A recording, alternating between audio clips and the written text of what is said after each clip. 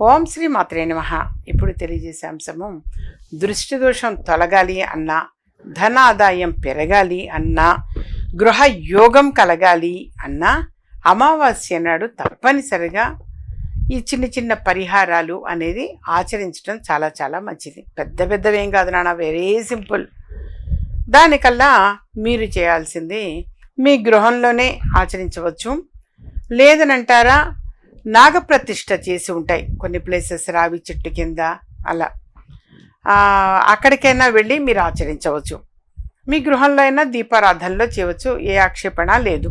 దానికి మీరు చేయాల్సింది, ఆ ఒత్తులు, ఎర్రని ఒత్తులు అంటాం, కుంకుమ చేతులు వేసుకొని కొంచెం నూనె వేసి ఇలా అంటే ఒత్తులు ఎరుపైతాయి. ఒక 9 ఒత్తులు, 2 కుందులు పెట్టేట్టయితే ఇటు పక్కన 9 ఒత్తులు, ఇటు 9 ఒత్తులు వేయండి. ఒక్కటే కుంది పెట్టేటైతే ఒకటే కుంది, దీపారాధన కుంది పెట్టేసి మేము వెలిగిస్తామమ్మా అన్నా పర్వాలేదు, 9 ఒత్తులు కలపచ్చు, తప్పేమీ లేదు. అది దీపారాధన అనేది చేసి వెలిగించి అందులో 2 లవంగాలు వేయండి. ఒకళ్ళు 2 కుందులు వెలిగించారు అనంటే, ప్రమిదలు కుందులు 2 వెలిగించారంటే రెండిట్లో అయినా సరే అందులో ఒకటి వేయండి. ఒకటే కుంది వెలిగించేటైతే కనుక 2 లవంగాలు అందులో వేసేయండి. వేసి కొంచెం కుంకుమ పువ్వు రెక్క అనేది కూడా అందులో వేసి ఉంచండి. ఈ విధంగా చేయడం వలన తప్పనిసరిగా గృహం కోసం ప్రయత్నం చేస్తున్నటువంటి వారికి చక్కగా గృహ యోగము అనేది కలుగుతుంది. స్వగృహము, సొంత ఇల్లు తీసుకోగలుగుతారు. అలాగే దృష్టి దోషం కూడా తొలగిపోయి ధన ఆదాయము అనేది కూడా పెరుగుతుంది నాన్న. అలాగే ఒక ఉద్యోగం రావాలి అని ప్రయత్నం చేస్తుంటే, ఆ ఉద్యోగం కోసం అంటే నాకు మంచి ఉద్యోగం రావాలి స్వామి అని కోరుకుంటే వాళ్ళైనా ఈ విధంగా ఆచరించవచ్చు. ఇంట్లో అయినా దీపారాధన చేయవచ్చు, లేని పక్షంలో నాగప్రతిష్ఠ చేసి ఉంటాయి రావి చెట్టు కింద, అప్పుడైనా దీపారాధన చేయవచ్చు. అలాగే కంపల్సరీ ఇది రాహుకాల సమయమే చేయాలా అది ఏమీ లేదు.